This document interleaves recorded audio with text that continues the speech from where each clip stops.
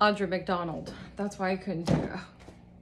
Yeah, so if you look on Spotify and you look up Audra McDonald, she interprets a lot of his works because she also straddles that line in between like she does Broadway, she does classical, she sits like right in the middle of like just legit singing that's good, that's not overly operatic. And that's kind of where his songs sit too. Again, there are going to be schools where you come up against a wall if you sing this way, because they'll be like, oh, do you want to do pop? Are you trying to do Broadway? But there's middle ground, and there's marketable middle ground for it. And if you're going to be a singer like right now, then you need to be able to switch styles, because rent's got to get paid, lights have to stay on, and student loans have to get paid. And you shouldn't have to turn down a gig because you're like, no, I only sing French art song. Please, please, your job as a singer, do whatever the job is, figure out how to do it healthy. So this is Ricky Ian Gordon. There are so many good living composers right now. So many good ones. I wanted to put Darren Hagen on here.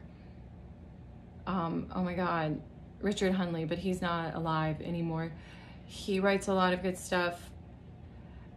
I can't even think of the others now because I'm having a brain fart. I couldn't even remember Audra McDonald's name. Please, when you're programming your recitals, especially if you go on to grad school, please, please, please, please, please, try to include living composers. Support your peers, program their music. And that's how we decide as a generation what are the songs and who are the composers that are really remembered. It's because like we choose to celebrate them. So you're not tied to anything. So Lana Turner has collapsed. Poem, Lana Turner. That's the one we're listening to. I chose this song because I love this song, but also because I love to listen to RuPaul's podcast. And he is always obsessed with Lana Turner. She was a movie star. Like, let's see. These are all like, this is all Lana Turner. So she was a real person. And this song is just so ridiculous. Women sing this song. But I am waiting in my life to hear a tenor, a flamboyant tenor, just sing and perform the mess out of this song. This is what I'm waiting for.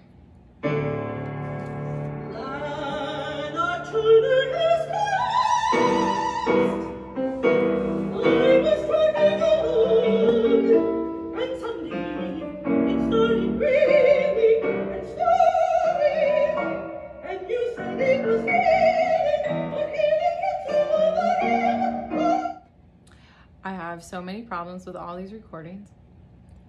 This is the one that's on Spotify. That's why it's on your playlist. It's going to be musically very difficult. But most of the people that are on these Spotify things sound like uptight voice teachers that are ready to retire.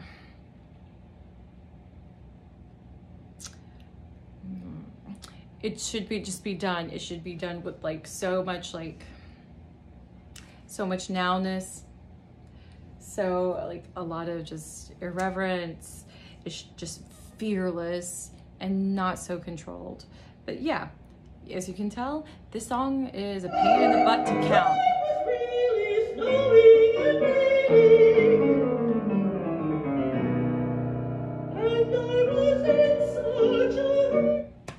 So I'll let you do this. I love the text. He wrote this when he was in college. I should learn this one. I should do this one. Okay, we're gonna move on. This is our last one. We're gonna listen to William Bolcom Mini Cabs. I hate this recording too. I love these songs, but I hate these recordings.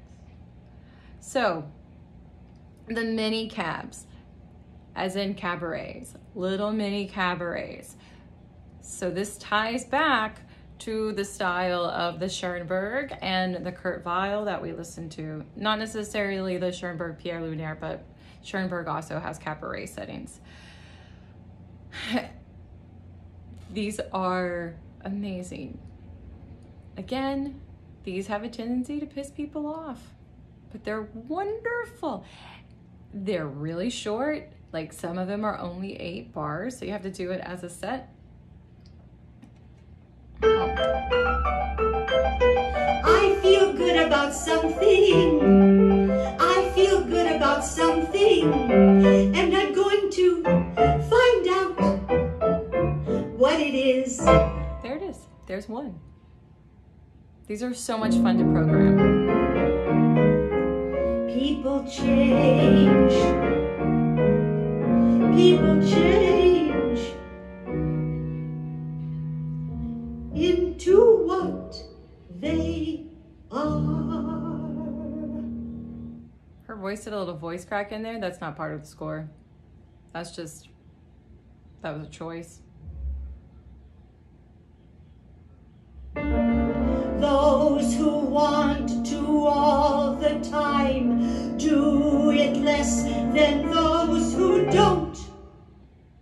Those who want to all the time do it though. Do it more than those who don't? Yeah, no. I want to hear the food one. I like the food ones. Here we go. Are you antipasto or provolone? That's the whole thing. One more.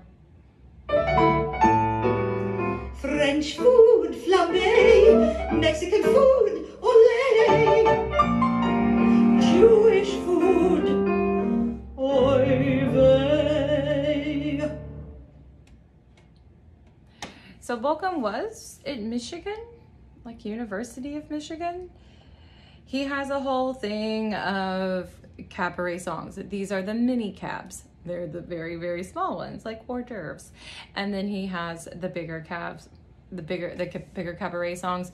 Most of you know, maybe you don't know, but Black Max is probably the most famous one. At one of the faculty recitals, I did George. Oh, come in, Georgia, hon. Get yourself a drink. Oh, no, where is he teach at? Yeah, he's in Michigan.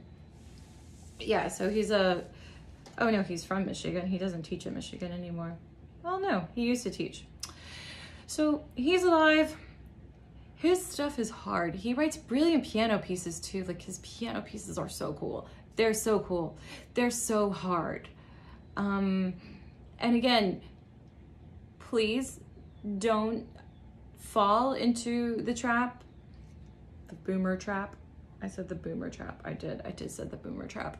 Of the boomer trap that believes that just because a song is funny doesn't mean that it's not musically worthy or it's easy.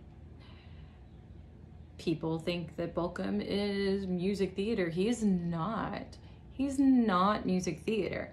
Again, it is that line that singers today have to kind of be able to do. You have to be able to go back and forth. The Bolcom, if you're going to program Bolcom or Ricky Ian Gordon or Try Me Good King, I mean, not Try Me, or any of the Larson, these are going to be the ones that people remember in a recital. They're the ones that people are going to talk about. They're also going to require a significant amount of rehearsal time with your pianist. Do not ever underestimate that. And it also gives you a huge chance as like an act for like acting and to like really be a performer and to really connect with your audience. Now, I chose, because it's like the last end of the stuff, to do more fun stuff, to just put like a fun little ribbon on stuff.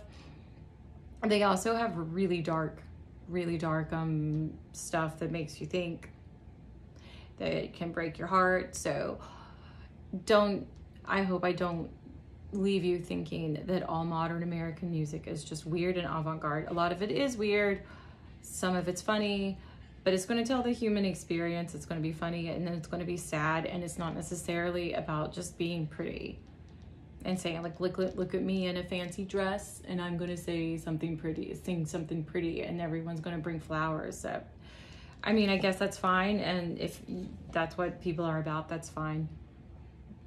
But there's more sides to art than just that. And a lot of the modern stuff is going to challenge you to make some really ugly sounds. And it's really freeing. Once you're really comfortable, like understanding that you are the medium for the music, some of it's going to be pretty and some of it's just going to be gnarly and ugly, and that's okay. It's very freeing as a performer. So that concludes things. This isn't the last you'll hear from me, but this is the last of the songs for your listening journals.